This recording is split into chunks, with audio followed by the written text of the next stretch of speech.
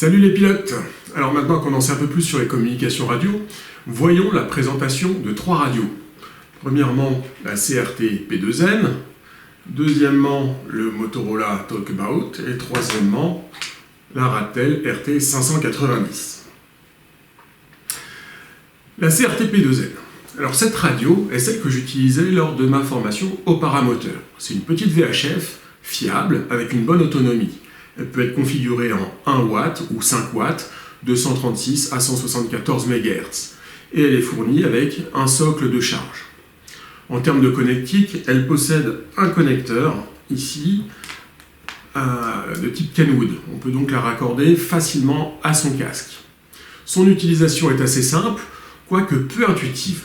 De toute manière, en dehors des Talkie PMR 446, comme le Talkabout, je trouve que les radios sont assez compliquées à utiliser. Alors, on va allumer la radio. Voilà, la radio est allumée. Cette radio peut être utilisée en mode VFO, encore appelé mode fréquence, ou en mode canal, qui permet d'utiliser des réglages enregistrés. Ici, la VHF ne m'indique aucun canal. Elle est donc en mode VFO.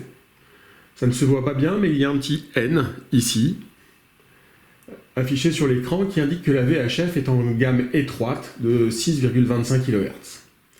Je vais pouvoir taper ma fréquence. Je vais me mettre sur la fréquence sécurité et météo du vol libre, soit 143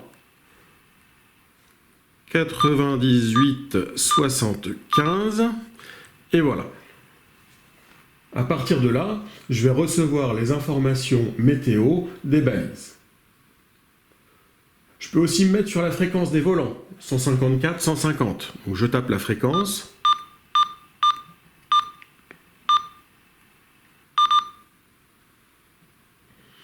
Et dans cette configuration, j'entendrai toutes les conversations des pilotes et j'émettrai à tous les pilotes. Ce n'est pas forcément ce que je veux. Ce que je souhaite, c'est que lorsque j'émets, seuls mes copains m'entendent. Et que je ne reçoive que les informations de mes copains.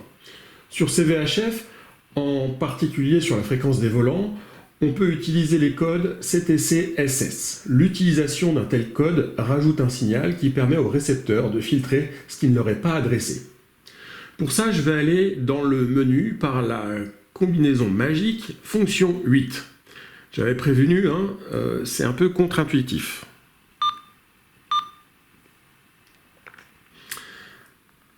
Je rentre dans la sélection RCDC, qui est le code pour la réception, avec Funk.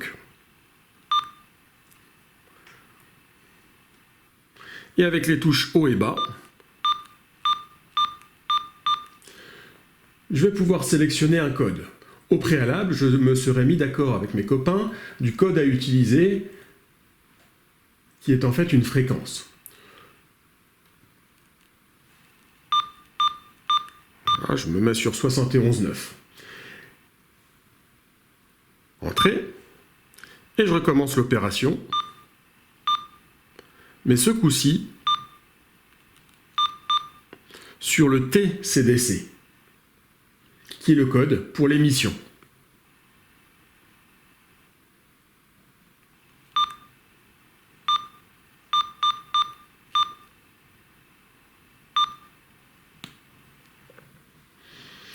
À présent, seules les personnes utilisant le CTC-SS 71.9 sur la fréquence 154.150 pourront me parler ou entendront ce que je dis. Une dernière chose, ce n'est pas parce que j'utilise un code utilisé pour le filtrage que je n'utilise pas la même fréquence que les autres pilotes. Et en l'occurrence, d'autres pilotes vont utiliser la même fréquence, mais je ne les entendrai pas. Je risque d'essayer d'émettre alors que quelqu'un est déjà en train de parler. Alors pour éviter ça, je vais rajouter un paramètre qui s'appelle le BCL. Ce paramètre indiquera à ma VHF de ne pas émettre si la fréquence est déjà en cours d'utilisation.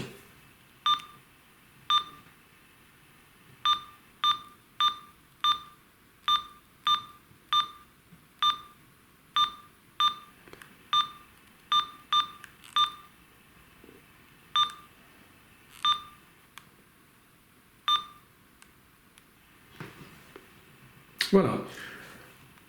Ma radio, ma VHF est désormais prête pour le vol libre. Pour terminer, je peux maintenant enregistrer ma configuration si je le souhaite, de sorte à l'utiliser plus facilement à l'avenir. Voyons maintenant le Motorola Talkabout. Ce talkie-walkie, c'est une radio PMR 446 de très bonne qualité, aussi bien au niveau de la construction qu'au niveau qualité radio, qu'au niveau audio. Les réglages sont très simples et en plus elle a une bonne portée. Alors quand on allume, il suffit de régler le canal. Par exemple, canal 5, éventuellement sous canal 55, et tout le reste, on garde tel que. Plusieurs radios identiques sur le même canal et utilisant le même code, 55, pourront communiquer ensemble. Ce que j'aime dans cette radio, c'est sa simplicité. Par contre, elle n'est pas bien adaptée au vol.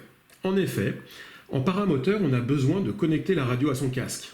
Et je n'ai jamais trouvé dans le commerce un câble permettant de relier la radio à mon headset. Alors qu'à cela ne tienne, j'ai fabriqué moi-même un câble avec un petit peu de recherche, mais le branchement se fait ici sur un micro jack.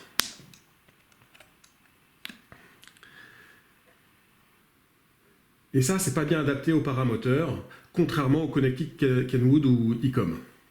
À chaque fois que j'ai utilisé ça, le câble a sauté pendant le décollage ou dès que ça bougeait un petit peu. Donc lorsque je vais voler et que je veux communiquer avec quelqu'un qui est à terre, je prête cette radio, très simple à utiliser, et elle permet à quelqu'un au sol de communiquer avec moi.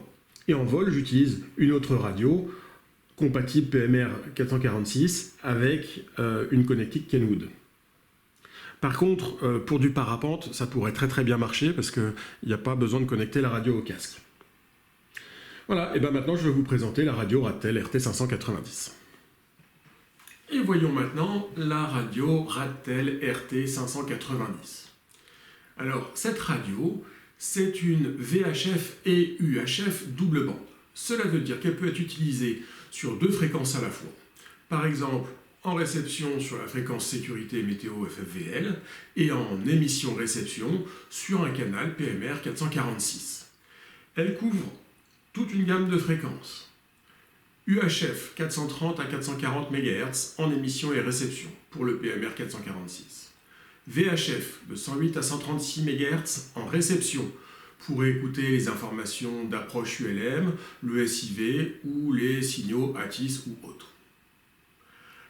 VHF 144-146 MHz en émission et réception.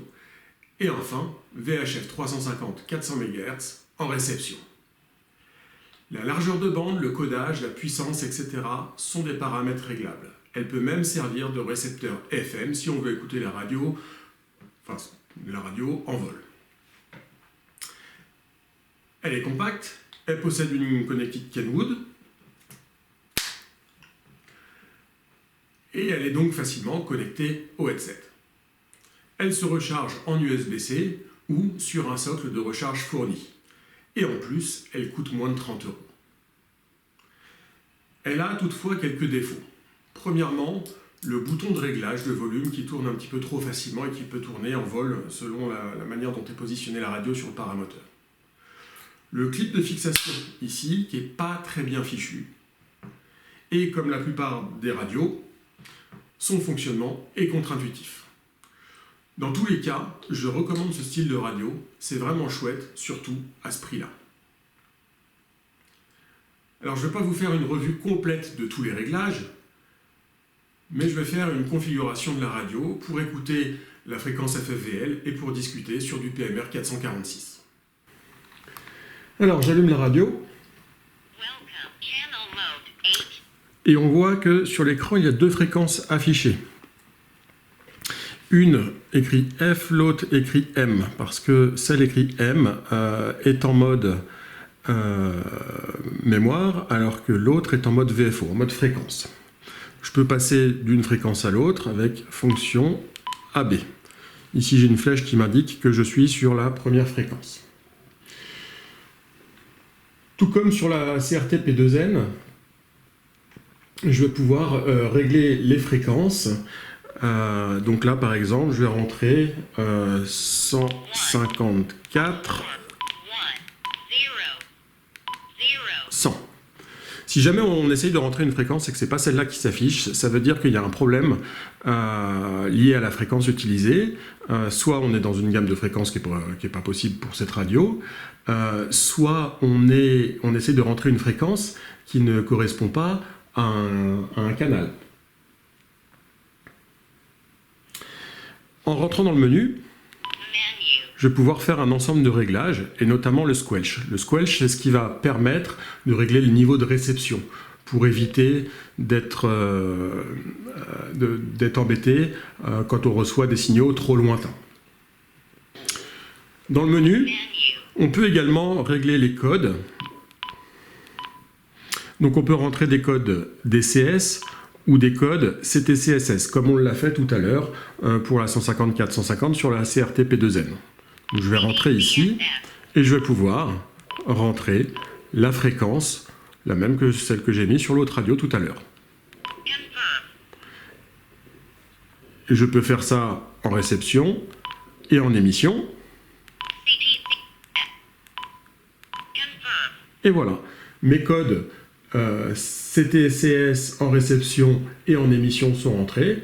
Maintenant, je peux, si je le souhaite, enregistrer ce paramètre pour l'avoir sur un mode de canal, enfin sur une mémoire de la radio, ce qui me facilitera la tâche pour réutiliser la radio par la suite. Je peux aussi maintenant régler la radio pour aller sur du PMR 446. Donc là, il faudra régler la fréquence et puis il faudra rentrer un code RDCS et TDCS.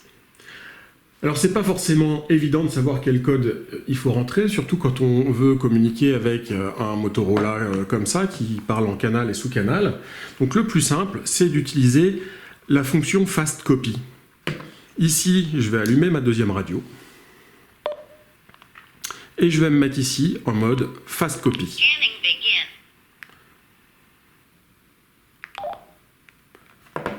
Et voilà.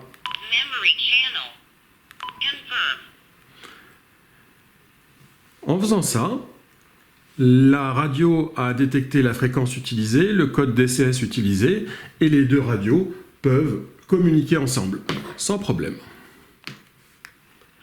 1, 2, test radio.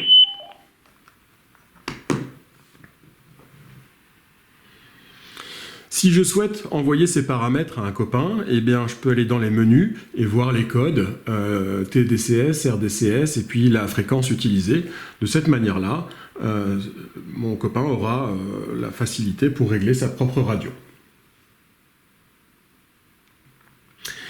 Voilà, et c'est tout pour la radio Radtel. Donc vous voyez, elle est assez simple d'utilisation, elle est assez bien fichue, et comme je le disais, elle est très peu chère, moins de 30 €. C'est quand même très, très agréable de se dire qu'on peut voler avec une radio d'assez bonne qualité pour ce prix-là. Dans une prochaine vidéo, nous verrons l'utilisation de la radio en vol.